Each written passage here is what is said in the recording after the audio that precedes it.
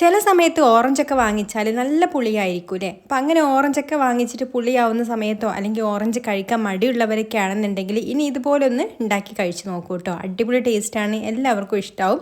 അപ്പോൾ ആദ്യം തന്നെ ഞാനിവിടെ ഓറഞ്ച് പൊളിച്ചെടുത്തിട്ട് അതിൻ്റെ ആ ഒരു നാരൊക്കെ കളഞ്ഞിട്ട് ഇതുപോലെ അല്ലിയാക്കി എടുക്കുന്നുണ്ട്.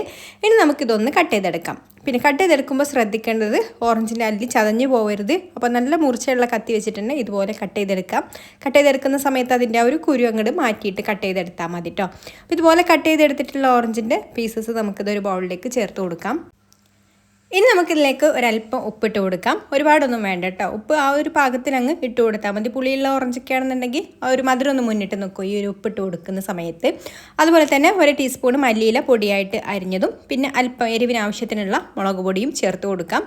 പിന്നെ നല്ലൊരു ഫ്ലേവർ കിട്ടാൻ വേണ്ടിയിട്ട് 1/4 ടീസ്പൂൺ ചാറ്റ് മസാല കൂടെ ചേർത്ത് കൊടുക്കുന്നുണ്ട്. അപ്പോൾ ഇത് ഓപ്ഷണലാണ് കേട്ടോ. ചാറ്റ് മസാല ഉണ്ടെങ്കിൽ ചേർത്ത് കൊടുക്കാം. അതുപോലെ തന്നെ അതിൻ്റെ ആ ഒരു ഫ്ലേവർ ഇഷ്ടമില്ലാത്തവരാണെന്നുണ്ടെങ്കിൽ അത് ചേർത്ത് കൊടുക്കേണ്ട, സ്കിപ്പ് ചെയ്യാം. പിന്നെ അതാ 1 ടീസ്പൂൺ തേനും കൂടി ചേർത്ത് കൊടുക്കുന്നുണ്ട് കേട്ടോ. ഇനി നന്നായിട്ട് എല്ലാം കൂടി ഒന്ന് മിക്സ് ചെയ്ത് കൊടുക്കാം. അപ്പോൾ അത് ഇത്രയുള്ള നമ്മുടെ ഓറഞ്ച് സാലഡ് റെഡി ആയിട്ടുണ്ട്. പിന്നെ ഈ ഒരു സാലഡ് ഉണ്ടാക്കിയ ഉടനെ തന്നെ കഴിക്കണം കേട്ടോ, അല്ലെങ്കിൽ ഓറഞ്ചിൽ നിന്ന് ഇങ്ങനെ വെള്ളമൊക്കെ ഇറങ്ങി വരും. അപ്പോൾ കൂടുതൽ വെള്ളമായിട്ട് വരും ഇതിൽ. അപ്പോൾ നമ്മൾ കഴിക്കുന്ന ആ ഒരു സമയത്ത് ഉണ്ടാക്കിയെടുത്താൽ മതി. അടിപൊളി ടേസ്റ്റാണ്. ഒന്ന് ട്രൈ ചെയ്ത് നോക്കിക്കോളൂ. ഇഷ്ടമായിട്ടുണ്ടെങ്കിൽ ലൈക്ക് ചെയ്യാനും ഷെയർ ചെയ്യാനും ചാനലൊന്ന് സബ്സ്ക്രൈബ് ചെയ്യാനും ഫേസ്ബുക്കിലാണ് കാണുന്നതെന്നുണ്ടെങ്കിൽ പേജ് ഒന്ന് ഫോളോ ചെയ്ത് സപ്പോർട്ട് ചെയ്യാനും കൂടി മറക്കല്ലേ. അപ്പോൾ ഇനി മറ്റൊരു നല്ല റെസിപ്പിയുമായിട്ട് അടുത്ത വീഡിയോയിൽ കാണാം. താങ്ക്